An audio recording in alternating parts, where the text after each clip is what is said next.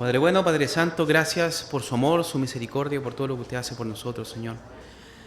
Le agradecemos por este espacio nuevamente que tenemos, Señor, donde su amado, su soberanía, Señor, su, su misericordia nos sostiene y nos permite capacitarnos para toda buena obra. Gracias por este espacio donde vemos la historia, puntualmente la historia local, la historia de nuestra nación. Le agradecemos, Señor, en el nombre de Jesús. Amén. Mis hermanos, derecho a lo que nos convoca, estamos en la época, ya puntualmente la época colonial, ¿cierto?, de Chile. La semana pasada dimos una introducción una explicación del por qué estamos viendo esto. Y para recordarnos, estamos viendo la historia de Chile porque necesitamos también estudiarla, porque estudiando la historia de nuestra nación, vamos a ver el porqué de ciertas cosas y ciertas costumbres, sobre todo que tiene nuestra cultura, puntualmente, nuestra cultura chilena, y sobre todo a lo largo de Arica a Punta Arenas, sabiendo de que cada segmento, tanto el norte, centro y sur, prácticamente son distintas realidades. Pero todo existe o existió, tiene un principio en la época de la conquista, ¿cierto? Como decía un chiste por ahí, cuando llegaron los españoles, ¿cierto? Es prácticamente eso. Cuando llegó los españoles, ¿cierto? La cosa aquí en Latinoamérica cambió. Entonces hemos avanzado, ¿cierto? No hemos profundizado mucho en los personajes, ni mucho menos, pero sí con el propósito de revisar qué pasó con el protestantismo en nuestro país. Y eso, obviamente, inevitablemente vamos a tener que ocupar todas las herramientas como para poder hacer una casa, ¿cierto? Necesitamos serrucho, martillo, etc. Y asimismo vamos a necesitar el martillo de la historia, el serrucho de la sociología y distintas fuentes, ¿cierto? Imágenes y mapas, etcétera, que son bastante buenos, ¿cierto?, para decirnos el contexto de lo que estaba ocurriendo. Vimos la semana pasada también los primeros sínodos que hubieron, se llaman los sínodos diocesanos, que hubieron aquí en Chile, Santiago de Chile, en la época colonial. De hecho, hermanos, desde aquí, en este punto, vamos a llamarlo es el Reino de Chile, porque así puntualmente fuimos. No sé si usted sabía, pero no siempre fuimos demócratas o una república, ¿cierto? Sino que fuimos un reino. Teníamos un monarca. ¿Sabía usted? Los monarcas eran justamente los reyes de España, ¿sí? Pero los sínodos 1, 2 y 3, y el último, el 1763, prácticamente, como le habíamos dicho la semana pasada, lo que ocurrió en el sínodo de Trento, en la época medieval, ¿cierto? Posteriormente, después de la Reforma Protestante, lo mismo que los principios de Trento se introdujeron en América Latina. Y esto generó, hermanos, obviamente, de que los españoles venían no solamente ellos mismos obviamente como conquistadores, ¿cierto?, como soldados, ¿cierto?, algunos comerciantes con propósitos, obviamente, de descubrir el nuevo mundo y de conquistar. Entonces también vino con ellos, y lo vimos la semana pasada, que fueron los sacerdotes católicos que vinieron juntamente con ellos. Y ese hecho de poder tener acceso, ¿cierto?, a la iglesia, a las conquistas, esto se llamó el Patronato Regio Indiano, ¿cierto? ¿A qué se debe este título? Justamente a lo que el Vaticano no alcanzaba con sus tentáculos, ¿cierto? No alcanzaba a poder gestionar y asumir ciertos costos para poder llegar a Latinoamérica, a los nuevos territorios que el español estaba conquistando. Entonces, ¿qué se le ocurrió en este caso al Vaticano? De que los altos cargos eclesiásticos, como los obispos, los arzobispos, eran designados por el rey de España bajo el sistema que se llama Regio Patronato, lo que le daba estatus y autoridades del Estado, a los clérigos. Los reyes de España designaban a los arzobispos. Esto es como muy peculiar. Esto no pasa no pasaba de hecho en Inglaterra sería el mayor ejemplo. Estamos hablando de que el Vaticano depositaba su confianza, ¿cierto? El Estado Pontífice depositaba su confianza en los reyes. El Vaticano hacía esto, o sea, entregaba prácticamente la espada designada, ¿cierto?, del poder hacia los reyes de España. La Iglesia Católica estaba subordinada bajo el Estado monárquico español. Los reyes españoles eran considerados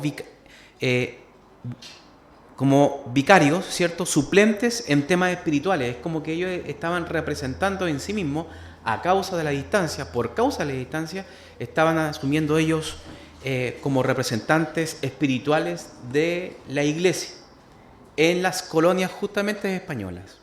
Los obispos en América operaban como inquisidores en un principio. Recordemos, hermano, de que la Santa Inquisición, ¿cierto?, si alguna vez lo han escuchado, viene justamente de España.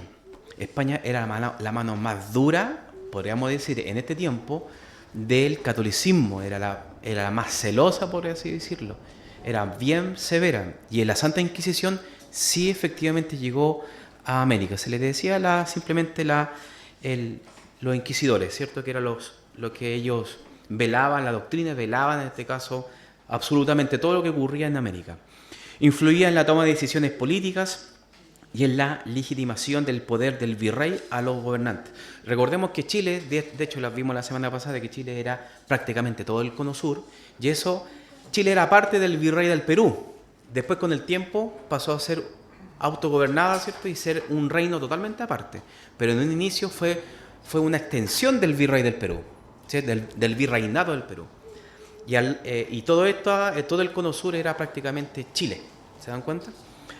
Y el virreinato en este caso donde está Argentina, del Río de la Plata, era un territorio que tocaba justamente con las conquistas de Portugal. Entonces era prácticamente, hermano, Chile era gigantesco a lo que es en este caso ahora. Hoy en día prácticamente simplemente somos la costa de América, pero en ese momento no, era bastante largo. Bueno, el catolicismo colonial, hermano, era bastante peculiar. Controlaba el sistema del diezmo, un impuesto obligatorio. Hoy en día podríamos decirle como una especie de IVA, ¿cierto? Por último era el 10%, era más barato, hermano. Hoy día el 19%. Pero bueno, ¿dónde se aplicaba ese diezmo? En este caso, en lo que es la producción agrícola, generaba bastante ingreso, hermano.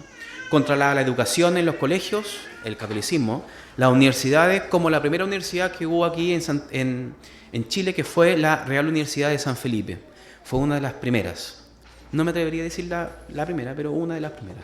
La mayoría de la población era analfabeta, hermanos. Era algo muy peculiar. De hecho, vamos a ver después una pirámide, donde prácticamente los españoles eran los que sabían leer y escribir, y los hijos de los españoles que nacían aquí, y los que nacían aquí se llamaban criollos.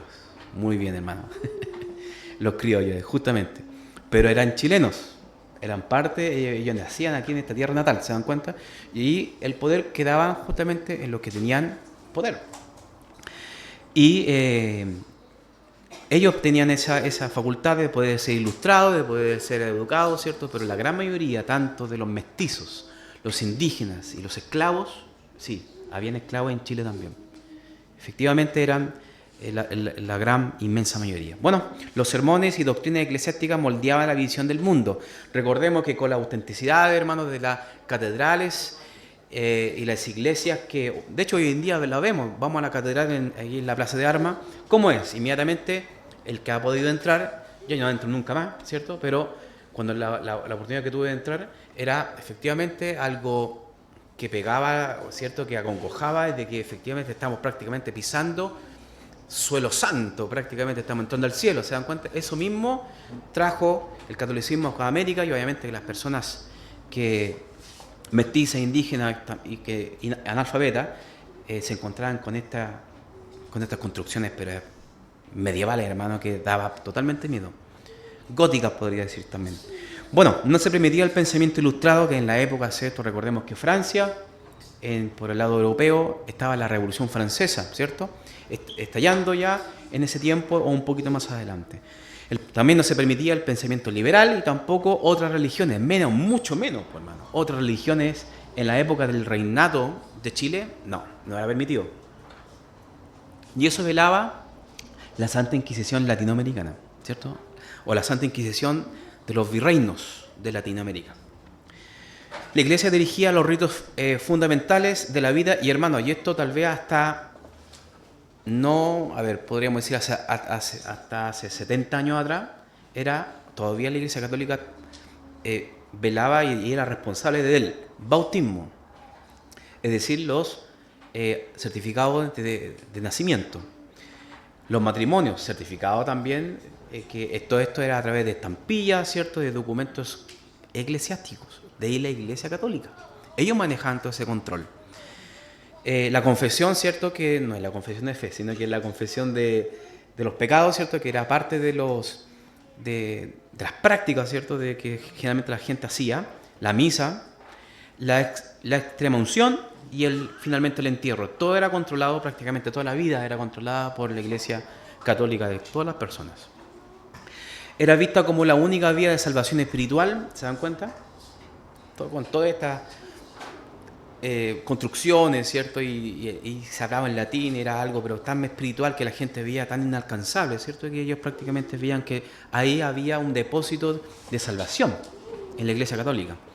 Su autoridad era incuestionable, hermano, no se cuestionaba la Iglesia Católica. Y cuestionarla en ese tiempo, sobre todo, era cuestionar el Estado, era cuestionar al rey, y a cuestionar al rey era cuestionar a Dios. ¿Se dan cuenta? Era intratable. Bueno, contaba con la jurisdicción propia. A los clérigos, mire qué peculiar, no podían ser juzgados por tribunales civiles, podían ser juzgados por tribunales eclesiásticos. O sea, ellos sí se mandaban una especie, no sé, de un delito, ¿cierto? Sí, con efectos civiles, como un asesinato, imagínense esto, abusos, violaciones, etcétera, no podían ser juzgados en este caso por el gobierno local, sino que tenían que ser juzgados ¿dónde? En España. Entonces era bastante, pero bastante corrupto, ¿cierto? Era así como era la realidad de ese entonces. Rodrigo González Marmolejo fue uno de los, en este caso, de los sacerdotes que acompañó a Pedro de Valdivia, ¿cierto? Antiguamente había un billete que era el billete de 500, no sé si se acuerdan. A los nuevos no le pregunto, ¿cierto? A los adultos. Ya, ese billete de 500, ahí estaba Pedro de Valdivia, ¿cierto? Era bien con un bigote bien como de la época, prácticamente todos estaban así. Pero efectivamente Pedro de Valdivia no es el nombre del metro, ¿cierto? Y tampoco una calle solamente, sino que prácticamente todas otras calles tienen que ver con otra historia, para que usted lo sepa.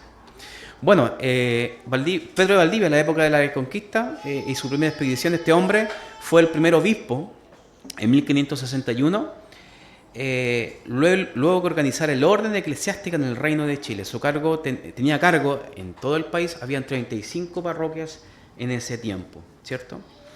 Algo también que tal vez hoy en día lo vemos tan natural, hermano, y da lo mismo si tiene religión o no, ¿cierto? En el estado de Chile hoy en día, pero en ese tiempo no era así. O eras católico o eras católico, ¿sí? Los cementerios de la época colonial, los muertos eran sepultados en las iglesias.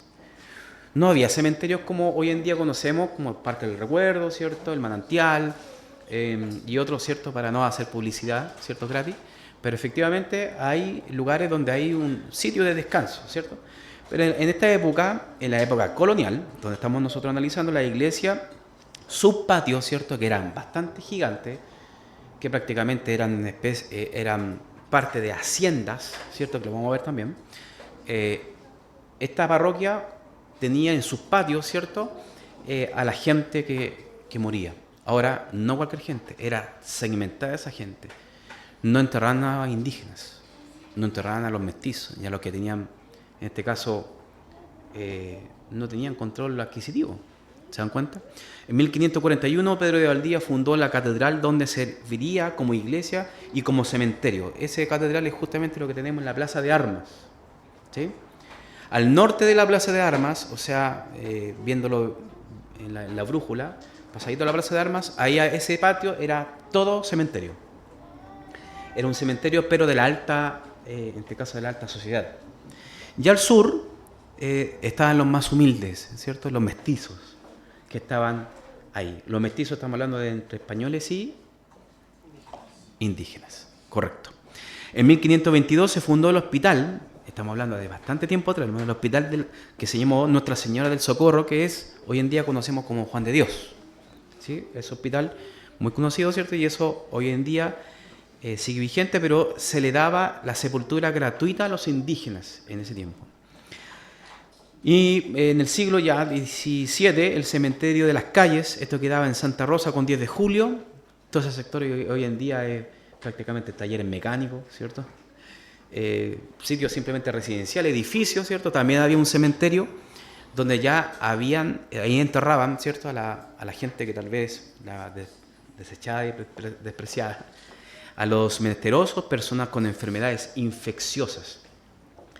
Antiguamente, hermano, estamos recordando que estamos en la época colonial, no había baño ni agua potable así como nosotros lo tenemos, ¿sí? Entonces, justamente las personas que morían y tenían enfermedades muy importantes, como por ejemplo una peste, por ejemplo, en ese tiempo que era letal, tenía que ser enterrada en otro lugar, porque eso era perjudicaba en este caso el suelo, el contorno, y eso era bastante peligroso. Y eso se hacía, ¿ya? Bueno, los criollos, están los españoles, están los mestizos, están los indígenas y los mulatos, ¿cierto? O lo podríamos decir los esclavos africanos. Sí, hermano, habían esclavos africanos en Chile, justamente traídos por los españoles. No era un gran número, pero sí habían. Bueno, los criollos eran hijos de españoles nacidos en el Reino de Chile. En un inicio de la época colonial, los criollos y mestizos eran pocos en número. En la época de Pedro de Valdivia eran bastante pocos.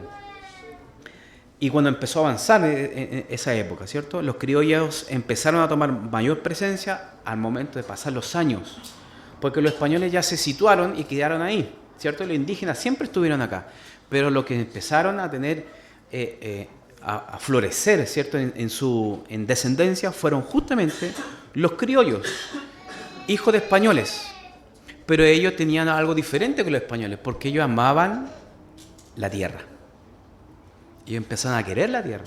Ellos nunca vieron a Madrid, tampoco vieron, ¿cierto? España, Cataluña, etcétera, ni siquiera los reyes. Lo veían lejanos un poco. Obviamente que en esa época tenían que tener la condescendencia al rey, tenían que tener ¿cómo se le dice, pastor? Ayúdame. El respeto, ¿cierto? Al rey, como pleitesía al rey, ¿cierto? Pero ellos nunca han visto al rey. Ellos ven su realidad, ellos nacieron en el reino de Chile. Entonces, ¿qué eran ellos?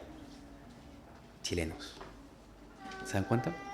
Bueno, pero en ese entonces no se podría decir todavía así. ¿Cómo se organizaba la sociedad? Ya vemos ya que habían escalas, ¿cierto? Tenemos los españoles, criollos, mestizos e indígenas. Los mestizos también. Los mestizos era bastante peculiar, hermano, y bastante diferente. Vemos, hermanos, que los mestizos eran los españoles que tomaban indígenas, ¿cierto? Y tenían descendencia. Antiguamente aquí en Chile había una poligamia, hermanos, gigante, de que el catolicismo tuvo que mirar para otro lado. ¿Por qué? Porque el español tenía su esposa, pero este español también podía tener especie de concubinas. Y esas concubinas sin ningún tipo de control. ¿Qué sucedió? Que empezaron a embarazar justamente a las indígenas. Entonces allí salieron justamente los mestizos, que las indígenas obviamente no tenían un estatus social, no tenían recursos, absolutamente nada, pero ellas, muchas de ellas fueron abusadas, pero también habían indígenas que buscaban españoles. Ya al indio, como se le dice, ya no quería estar con el indio porque no le daba nada. Mejor era el español porque tenía hijos con él. ¿Se dan cuenta? Es un dato freak que muchas veces es invisibilizado, pero efectivamente había indígenas que buscaban españoles porque tenían mejor oportunidades. ¿Se dan cuenta? Entonces buscaba el español para tener hijos y ahí salieron los mestizos, que era una clase baja, pero que nació también en la tierra del Reino de Chile. Bueno, los indígenas y los mulatos, ellos eran prácticamente como la última categoría, ¿cierto?, de clase social. los indígenas prácticamente eran tomados como servidumbre obligada. O sea, si ellos estaban aquí en el Reino de Chile por ser indígenas, tenían que simplemente trabajar gratis por un plato de comida. Así eran los españoles, ¿sí? Imagínense los afroamericanos, perdón, los africanos que llegaron acá. Peor aún. Pero había una ley, hermano, donde los indígenas tenían que trabajar sí o sí. Bueno, ¿y cómo se organizaba esto, cierto? Es como, si se dan cuenta, siempre hay una pirámide en todo, ¿cierto? Pero muy parecido al sistema feudal que nosotros vimos en la historia del cristianismo. Son las haciendas, ¿cierto? Tal vez cuando uno va por el campo, por ahí, por el lado de Milipilla, bajando, ¿cierto? Por el lado de Rancagua, San Vicente, Tahuatahua, por estos mismos campos de Isla de Maipo, usted va derechito para allá, se da cuenta con bastantes casonas que eran como con este mismo ambiente, como de casa de cerro, ¿cierto? Como hacienda, ¿cierto? Hay muchos títulos donde se dice hacienda, ¿cierto? Es como hay promociones donde va gente a turistear las haciendas o sencillamente pasaron a ser hoteles. Pero era una estructura social, hermano, era bastante peculiar, y no solamente en Chile, sino que esto ocurrió prácticamente en toda Latinoamérica. Las haciendas fueron el modelo económico, ¿cierto?, y estructural de la sociedad y el sistema, ¿cierto?, colonial de ese entonces. Se organizaban, un modelo de organización del trabajo, la propiedad y el poder que reflejaba la jerarquía de la época. Eran extensos terrenos rurales, pertenecían a criollos, ojo, criollos, ricos, órdenes religiosas, en este caso como monasterios, conventos o prácticamente iglesias. De hecho, era comúnmente que dentro de estas haciendas, dentro de la hacienda que era propiedad privada de los patrones, ¿cierto? Se llamaban así, el que mandaba ahí, ¿cierto? El dueño del terreno, el dueño de la hacienda. Pero hermano, usted no se imagina el porte de la hacienda. La hacienda eran ni siquiera hectáreas, eran kilometrajes, unos kilómetros, hermano, gigantes. Pero era muy común que dentro de esas haciendas crearan, en este caso, construían monasterios. Era prácticamente una iglesia privada, pero la iglesia católica quedaba ahí, en este caso la iglesia, la catedral, etcétera, el edificio, el templo quedaba justamente ahí, y posteriormente después cuando morían, ¿cierto?, la gente ya cuando eran por herencia, quedaban justamente, ese terreno quedaba heredado ¿a quién? A la iglesia católica. Así era. De hecho, un dato, hermanos, aquí en el sector que nosotros estamos había una hacienda colonial que se llamó la Hacienda de los Espejos. ¿Lo escucharon alguna vez? ¿No? La Hacienda de los Espejos era impresionantemente grande. De hecho, era justamente en el terreno que nosotros estamos. Aquí está la casa, no, mentira. Pero para que se haga una idea, desde aquí, sector El Bosque, Los Espejos, Cerrillos, Maipú, hasta llegar a la Rinconada. Esa era la Hacienda de los Espejos. Y de hecho todavía están las casonas de ese entonces. Habían distintos puntos de casonas. De hecho, una de ellas es la Municipalidad de Los Espejos, que está justamente acá atrás en Centenario, por la Avenida de Los Espejos. Entonces es bastante natural y común. Se organizaban de esa manera las sociedades en ese entonces. Estaban el hacendado, el administrador, el patrón, ¿cierto? Estaban los peones o los inquilinos. Ellos trabajaban ¿para quién? Para el patrón. Estaban los indígenas y mestizos. El mestizo obviamente que tenía que estar prácticamente a las órdenes, ¿cierto?, de sus supervisores. Los indígenas prácticamente gratis y los esclavos africanos. La iglesia también poseía haciendas llamadas haciendas eclesiásticas, que prácticamente estaba lleno por todos lados. Quilín, ¿lo han escuchado? Quilín también había una hacienda, ¿cierto? Hermano, todo Santiago era una hacienda prácticamente. De hecho, lo que había de centro, lo que nosotros conocemos, es prácticamente lo que estamos viendo en pantalla. Ahí está el río. Ese es un mapa, ¿cierto?, que creo que lo hizo, no sé si Pedro Valdivia o algo, no sé, pero ahí está el Cerro Santa Lucía, ¿sí? ¿Se entiende? El río Mapocho y un par de casas alrededor de la Plaza Mayor. Así era Santiago. todo en torno, ¿cierto?, todo era en torno al centro, así era la arquitectura de ese entonces, todo era en torno al centro, y casas que puntualmente empezaban a disminuir su estructura a la medida de que salían de las periferias, ¿se dan cuenta? Pero todo lo demás, prácticamente, Quilicura, hacienda, Renca, hacienda, Conchalí, y más arriba, ¿cómo se llama la comuna más arriba? Huechuraba, haciendas, lleno de haciendas, hermano. Hacienda. Y ahí empezó, obviamente, de que por medio de los cambios de gobierno, por medio de estructuras sociales, justamente empezó a acotarse mucho más y empezó a generarse poblaciones, ¿se dan cuenta? Lugares ya de vivienda, pero aquí no estaba prácticamente nada regular. Aquí, hermano, no había alcantarillado, no había agua potable. El río Mapocho estaba limpio, para que usted se dé cuenta. Yo nunca en mi vida lo he visto limpio, solamente lo vi limpio aquí cerca de mi casa. Pero aquí desde el centro nada, imagínense, aquí el río Mapocho realmente era el río.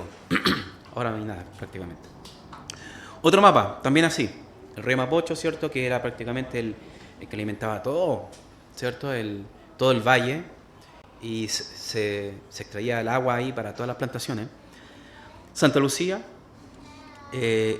siempre prácticamente está en todos los mapas, ¿cierto? Este es el plan del Valle de Santiago, ¿cierto?, del reinado de Chile. Esa foto, ¿quién se acuerda de eso? ¿O quién le hace sentido algo? El nombre de un metro es Calicanto, correcto. Eso era el puente Calicanto, correcto. Eso es una fotografía de la época ya rozando en 1900 algo, un poquito antes, 1890 y algo. Esa fotografía sale de ese entonces. Pero bueno, la cosa avanzó, hermanos. ¿Por qué es tan importante hablar de todo esto? Porque tenemos que entender también de dónde venimos, ¿cierto? Porque cómo vamos a hablar de Chile sin pasar un poquito por su historia, ¿cierto? Pero tenemos que, hermanos, hablar también de los gobernantes que hubo también en Chile, que también fueron bastante y muy importantes. Estos gobernantes, el primero que estamos viendo en pantalla, Mozart, muy bien, hermano. No, vamos a hablar del primero que está al medio, ¿cierto? Él se llama José Antonio Manso de Velasco. Él fue el primer gobernador en Chile. El gobernador, obviamente, no democráticamente, sino que puesto por los reyes de España, ¿cierto? Nombrado gobernador el 3 de febrero de 1737, y durante su mandato convocó parlamentos con los mapuches denominado Tapigüe. Un dato también bien importante: los españoles jamás, nunca, incluso hasta la época de la independencia, los indígenas desde allá, desde el sur, del Biobío hacia el sur, nunca pudieron llevar a acuerdos.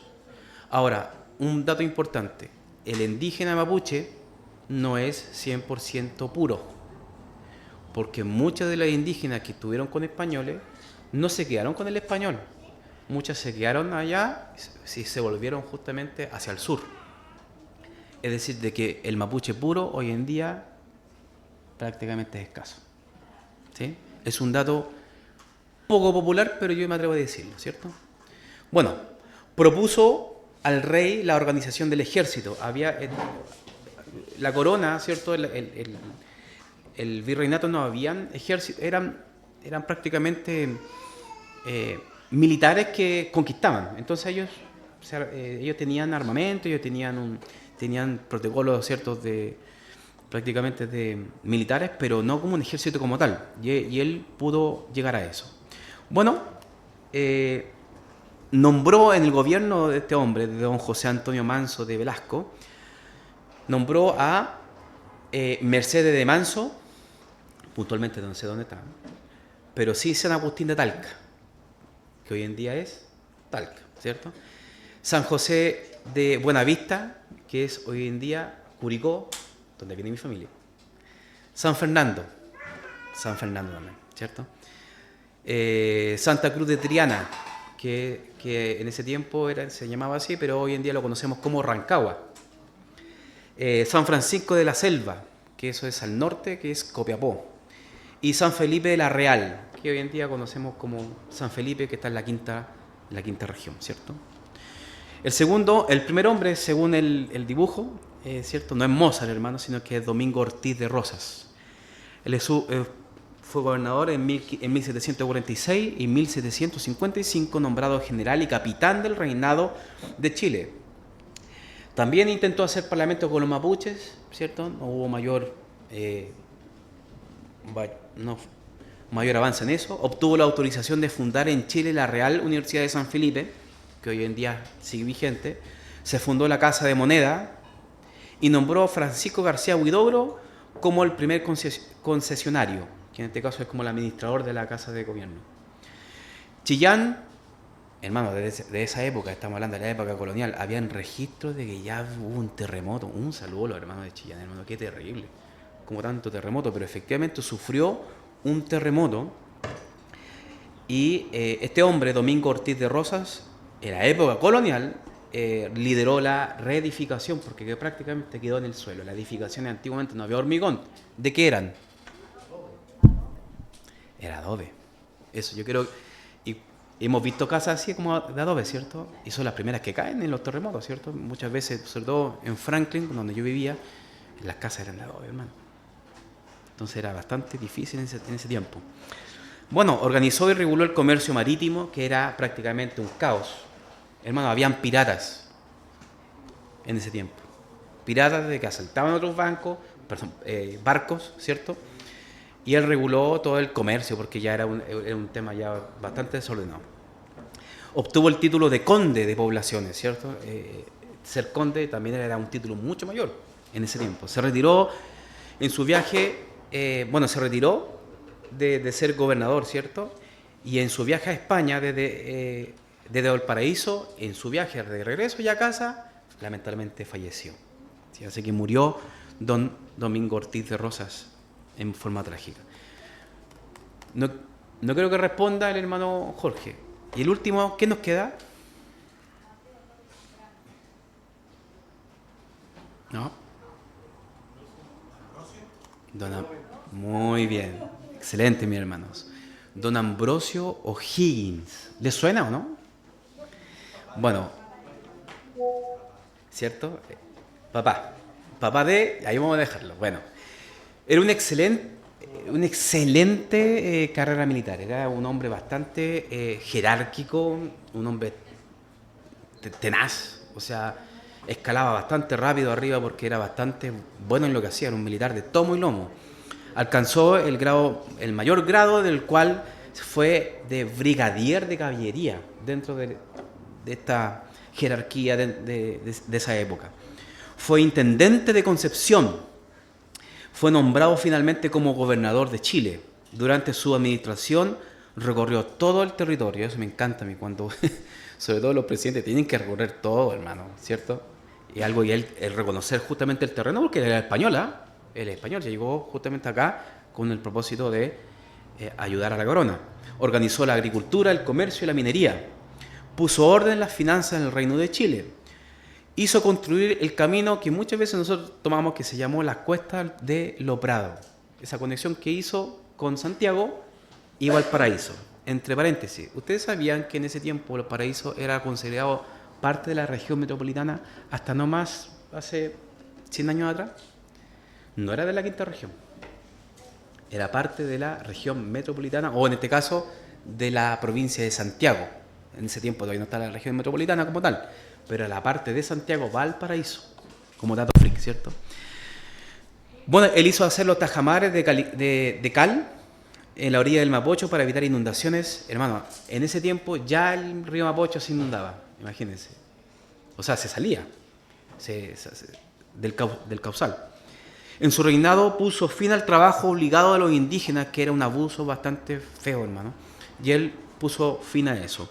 Por todo su trabajo, Ambrosio fue nombrado como virrey del Perú, que es lo que mayormente nosotros nos acordamos, ¿cierto? De un puesto que él tenía, que era virrey del Perú.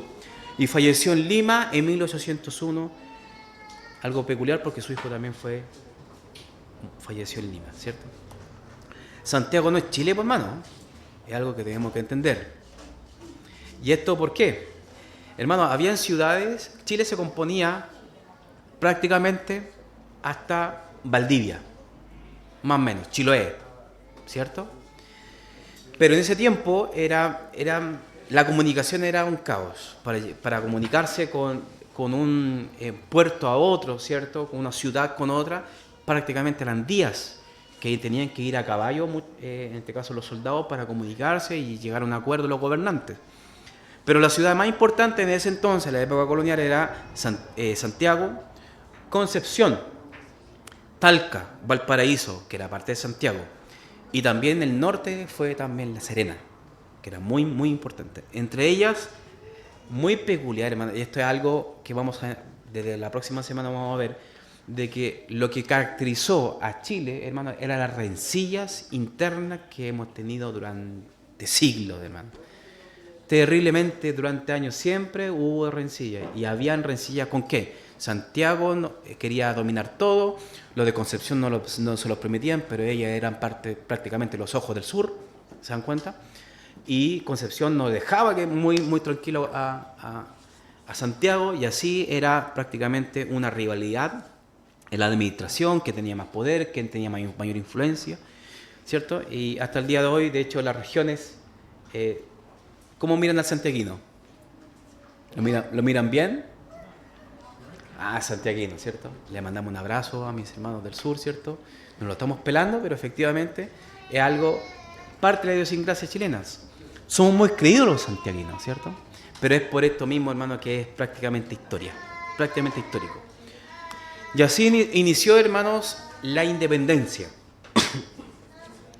La independencia es una época gloriosa, una época bastante confusa, sobre todo al principio, pero fue la emancipación, Chile fue prácticamente el último, pero ya Argentina, ya al norte de los países, ya latinoamericanos en general, ya había un descontento y ya había guerra de independencia. Aquí llegó bastante tarde. Bueno, ¿y qué ocurrió? Que desde distintas esferas, hermanos, rangos sociales, existía un sentimiento de injusticia sobre la soberanía española en el territorio. Los criollos, los mestizos, tomaron mayor protagonismo en el desarrollo del reino de Chile. Ya no estaban los españoles ya, empezó a avanzar el tiempo, a pasar los años, y ya los españoles estaban ya viejitos, algunos, y los españoles que estaban se importaban prácticamente, pero los que empezaron a crecer en número fueron los criollos y los mestizos, y empezaron a tomar mucho, pero mucho protagonismo. ¿Dónde? En el ejército de Chile. Habían bastantes chilenos, criollos, y a grandes rangos, ¿cierto? Y los demás eran mestizos. Si bien los mestizos, también como chilenos, ¿cierto? No tenían mayor cultura, mayor educación, pero sí había un sentimiento de tener amor por la tierra, ¿cierto? Por donde ellos nacieron. Sacerdotes también, hubieron sacerdotes, militares, intelectuales que empezaron a dar los primeros pasos en la independencia. Dentro de los clérigos también hubo un quiebre a causa de esto. La parte más conservadora de los clérigos, los sacerdotes, rechazaba totalmente todo lo que era la revolución, todo lo que era la independencia, pero había otro sector de que sí lo hacía. Este periodo se llama los precursores de la independencia, parte de la independencia. Estamos prácticamente al inicio de la independencia, y dentro de ellos estaba este joven sacerdote que se llamó Don Camilo Enríquez. Tal vez en alguna calle, prácticamente allá se llama así. Nació en Valdivia, criollo. ¿Se dan cuenta? Inmediatamente. Criollo chileno. Estudió en Lima, en el virreinato del Perú, para sacerdote. Fue perseguido por el Santo Oficio, así se llamaba aquí en Latinoamérica. El Santo Oficio es prácticamente como la Santa Inquisición. Los supervisores del cielo, romanistas, ¿cierto? Fue perseguido por el Santo Oficio por sus ideas emancipadoras de América, por la libertad de América, ¿cierto? Por ideas republicanas, y su cercanía con la Ilustración, ¿cierto? Porque leía autores franceses. Considerado un sacerdote patriota, quien criticaba la posición de la Iglesia Católica con la monarquía española. De hecho, era muy, hermano, y de hecho esto fue hace no más de 80 años atrás, era muy común pensar, o en el colectivo chileno, de que la Iglesia Católica siempre estuvo con los ricos. Con los ricos. pero había grandes excepciones en este sentido. Fue perseguido por los sectores conservadores del clero. Camilo Enríquez fue uno de los, no el único, sino que hubieron varios intelectuales. Él no era soldado, no era preparado militar, pero él empezó a difundir sus ideas en un diario que se llamó La Aurora. Pero vamos a tener que ver la próxima semana quién creó ese diario, pero van a haber dos bandos acá, justamente, que vamos a tener que analizar. En la época ya iniciada ya la independencia, que son los realistas y los patriotas. ¿Sí? Qué interesante la historia, ¿cierto? Yo creo que esto lo vimos en quinto básico, pero no importa, vamos a aprenderlo el día de hoy. Amén, mis hermanos. Este fue la clase del día de hoy. ¿Les parece que oremos al Señor por la hora? Oremos al Señor. Padre bueno, Padre santo, gracias, Señor, por su amor, su misericordia. Gracias, Señor, porque por medio de estos datos, Señor, esta historia podemos darnos cuenta cómo su mano configuró, dibujó y estableció la nación chilena. Gracias, Señor, por nuestra nación.